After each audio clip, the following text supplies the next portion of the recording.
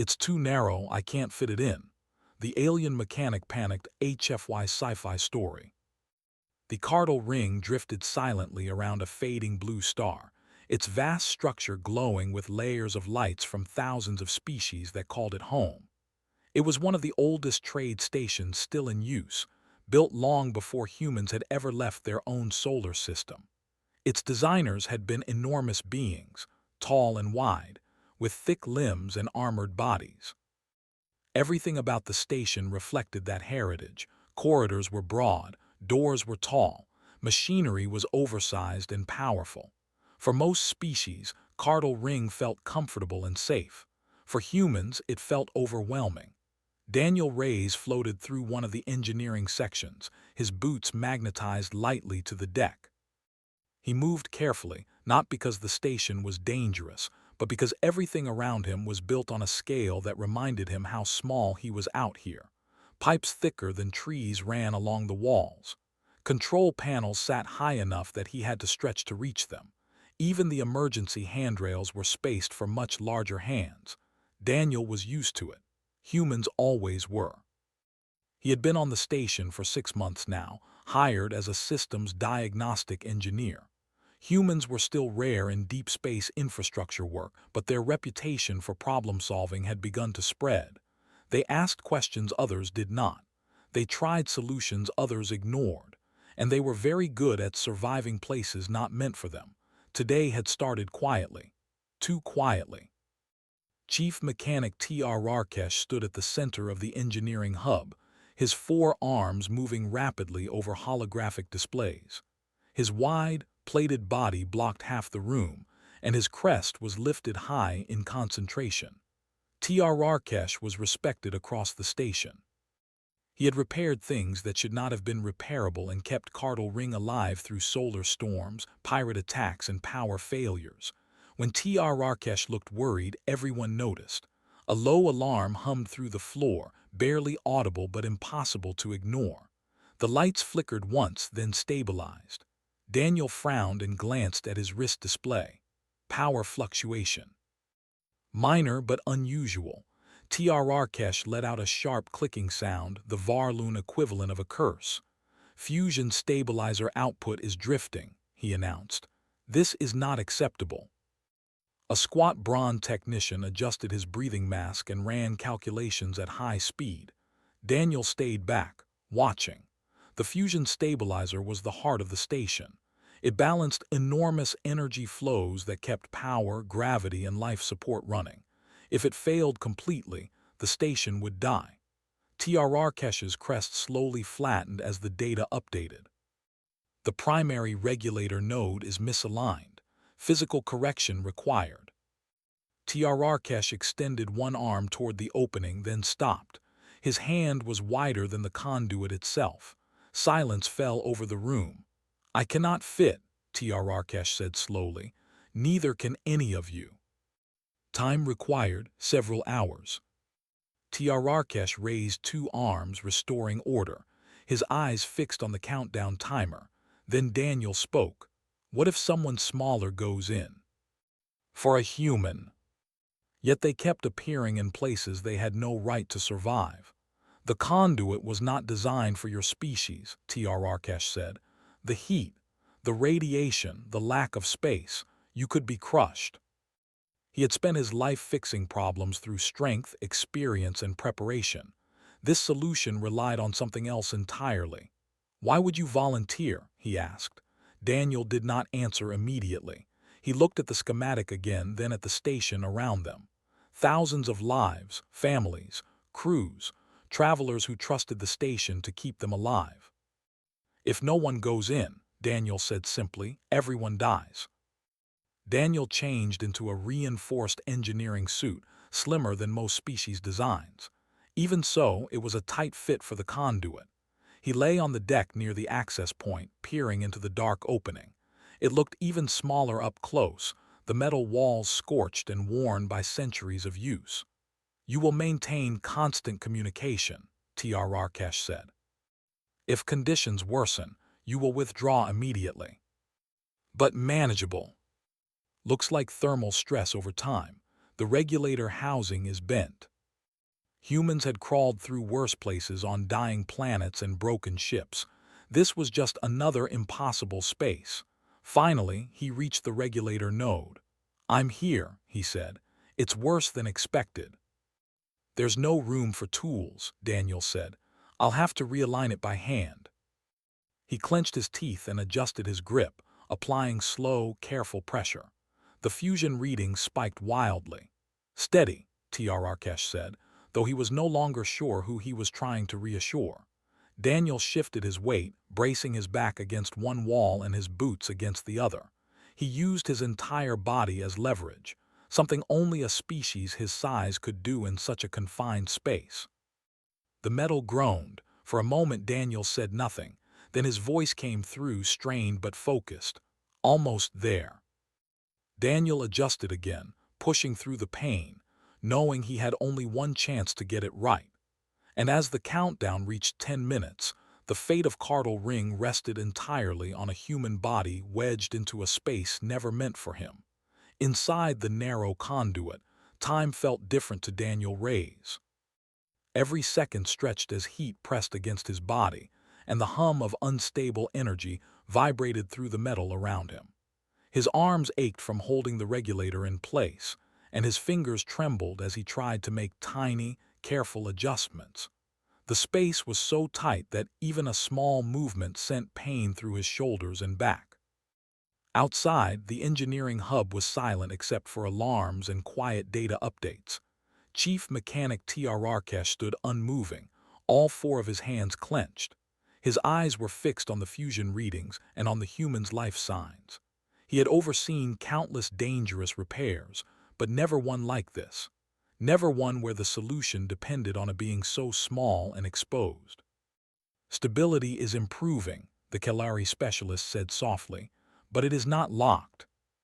It resists correction to prevent catastrophic failure." The regulator shifted a fraction of a unit. The station responded with a deep vibration that rolled through its structure like a distant thunder. Several engineers flinched. "Easy," Trrkesh said, though he knew Daniel could not move gently anymore. The countdown reached 9 minutes. Daniel's breathing grew heavier. Sweat blurred his vision inside the helmet. He focused on small details, the feel of the metal, the sound of his own breath, the numbers on his wrist display. Humans were good at this, breaking big problems into smaller pieces, enduring discomfort by narrowing the world down to the next movement. "I'm seeing alignment marks," Daniel said. "They're almost lined up." "But if your vitals—" The Kalari specialist let out a long breath. "Alignment is nearly within tolerance. All systems are prepared." The deep vibration of the station eased. "Stabilizer locked," the Braun technician said, disbelief clear in his voice. A wave of relief swept through the room, but it stopped just as quickly. "Daniel," Trrkesh said, "withdraw immediately." "The suit expanded from heat," Daniel replied. "Just a little, but it's enough." "Lethal exposure." He tried to pull back again, but his shoulders would not clear. "Daniel," Trrkesh said, forcing his voice to stay steady, "give me options." "That will kill you," someone shouted. "Radiation levels are unacceptable," another voice added. Trrkesh raised his arms, silencing them. He stared at the conduit entrance, then at the data. "Time to seal, 40 seconds. Human," he said slowly, "if you do this, your exposure." His instincts screamed against allowing it. His training told him no species should survive direct exposure like that. But humans were not like other species. "Proceed," he said, voice heavy. Inside the conduit, Daniel worked quickly. He disengaged outer layers of the suit, peeling away sections designed to protect him but now trapping him. Alarms screamed inside his helmet as radiation warnings spiked. The air felt wrong against his skin. Hot, heavy. He exhaled fully, forcing the air from his lungs, making his body as small as possible. Pain flared across his shoulders and ribs as he began to inch backward. Outside, engineers watched his vitals drop and spike at the same time. Heart rate high, exposure climbing, but he was moving. 5 seconds to seal, the Kalari warned. Daniel dragged himself back another few centimeters. The metal scraped skin this time, not suit. 3 seconds. 1. Yes, he said, you held it. But today, a small human had crawled into a space no one else could enter, endured pain no one else would accept, and saved tens of thousands of lives. As Daniel was taken away to medical care, T.R. Arkesh realized something fundamental had changed. The galaxy had just learned a new lesson. Sometimes, the most important advantage was not being the strongest. It was being willing to fit where no one else could, no matter the cost. Daniel Reyes drifted in and out of awareness, his world reduced to soft light, distant sounds, and the steady rhythm of machines keeping watch over him.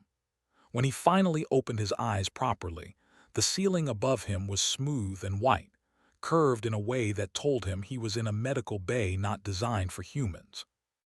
It felt too open after the narrow conduit, too wide and empty. He tried to move and immediately regretted it. Pain flared across his shoulders, ribs, and hands. His throat felt dry and his head was heavy. "Don't move," a calm voice said. Daniel turned his eyes slightly and saw a medical officer standing beside the bed. The being was tall and thin, with multiple eyes that focused on him with careful attention. Tubes and monitors surrounded Daniel, quietly reporting his condition. "You are awake," the medic said. "That is good. Thanks to you." But one detail stood out in every report. A human had gone where no one else could. Chief Mechanic T.R. Arkesh stood in a quiet observation area overlooking the medical wing. His large frame was still, his crest lowered in deep thought. He had not left the area since Daniel was brought in. Engineers came and went, offering updates, but T.R. Arkesh waved most of them away. He replayed the recordings in his mind, the narrow conduit, the human's calm voice. The moment Daniel chose pain over safety without hesitation, it disturbed him, not because it was reckless but because it worked. A Kalari engineer approached slowly, careful not to startle him. "The human's condition is stable," she said. "Medical believes he will recover fully. Humans are resilient. Guess I made a mess of your conduit." T.R. Arkesh shifted his weight, something he rarely did when confident. "You accepted extreme risk," he said, without hesitation. "Why?" "Humans do that sometimes." They did not always speak to him, but they watched with a mixture of curiosity and respect. Daniel found it strange. He had not thought of himself as brave.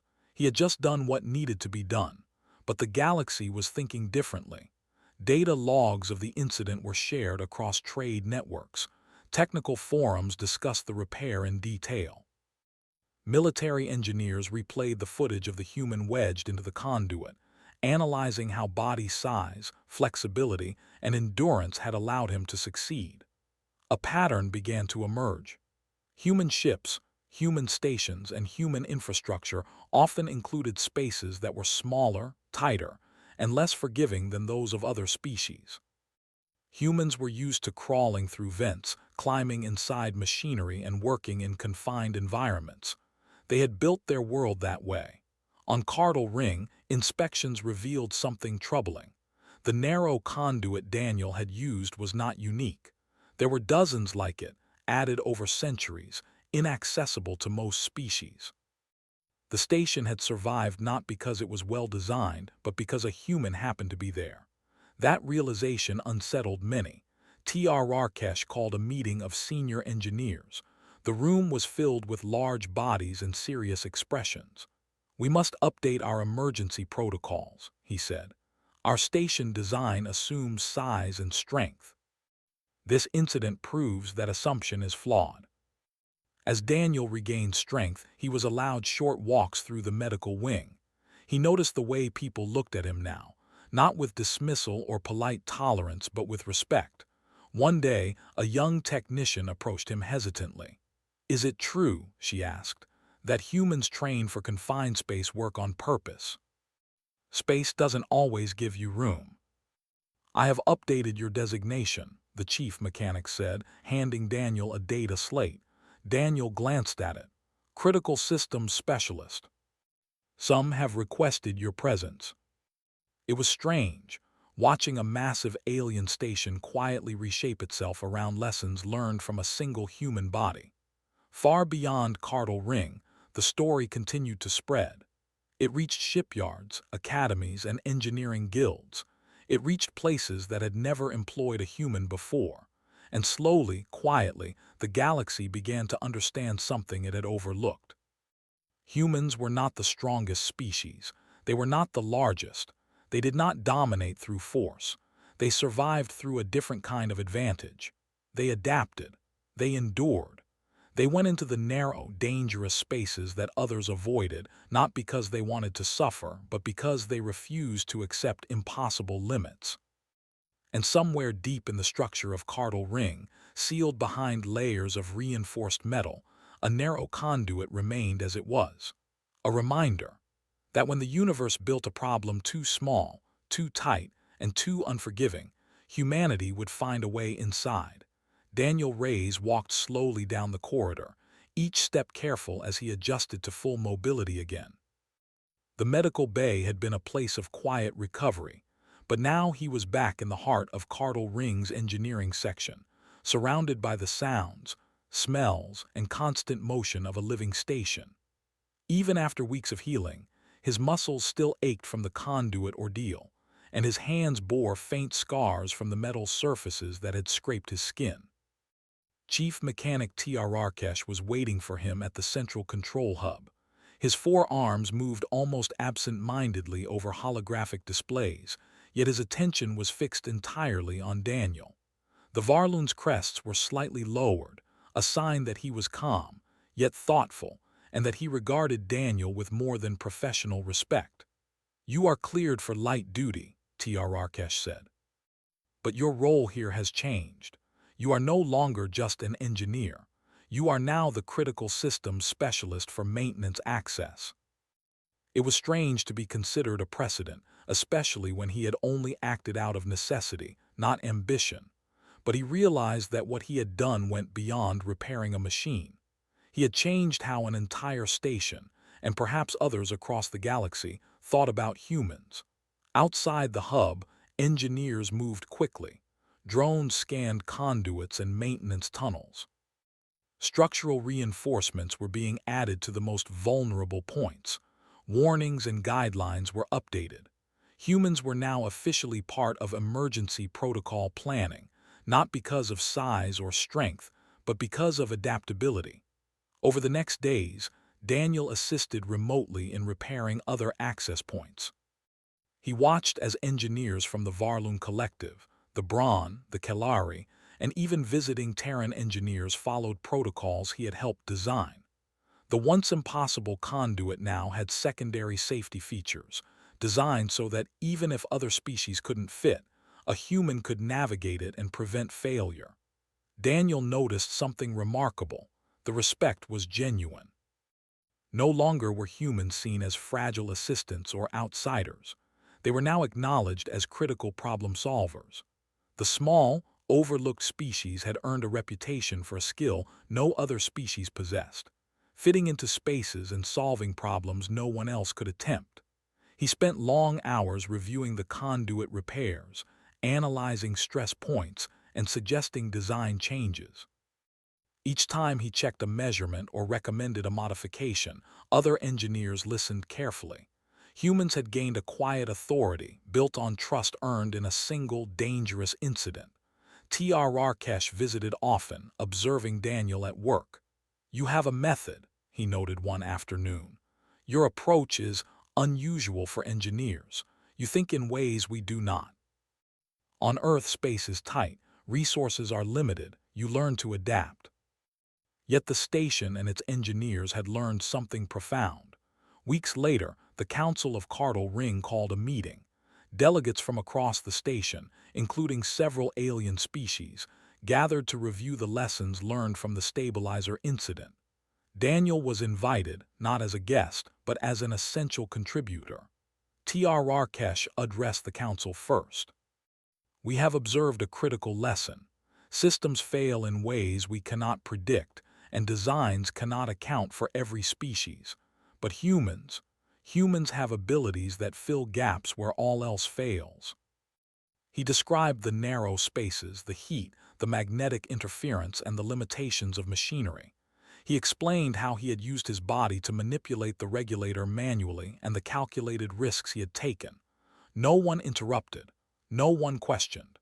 By the end, the room was silent, reflecting on what they had just heard. "Your bravery is noted," one Kalari official said. "But it is your methodology that we will adopt. Human adaptability will be incorporated into emergency protocols throughout the trade network." You have changed more than a station. You have changed how the galaxy views humans. Size, strength, natural armor. None of these matter as much as will, ingenuity, and persistence. Engineering schools across several star systems began teaching modules on human adaptability in constrained environments. Everywhere he went, he observed the same pattern. Humans were uniquely capable of going where others could not, enduring what others would not, and solving problems no one else could attempt. During one inspection, Daniel visited a particularly old station with narrow maintenance conduits and failing stabilizers. The station's chief engineer, a massive brawn, looked skeptical as Daniel crawled into the first conduit. But when Daniel emerged minutes later, the brawn's eyes widened. "Incredible," he muttered. "You do things we never imagined possible. We're used to working with what we have, not what we wish we had." The station's culture had shifted to recognize that true survival sometimes required thinking beyond size and raw power. T.R.R. observed these changes quietly. He often found himself reflecting on the incident and on Daniel's actions. The station had always been a place of strength, innovation, and order, but it had learned a new kind of respect. Not for weapons, not for armor, but for courage, adaptability, and human ingenuity. Daniel's influence continued to grow. He mentored young engineers, both human and alien, teaching them to consider constraints, think creatively, and approach problems with persistence. The humans he trained were praised not just for technical skill, but for their ability to endure and improvise in ways other species could not.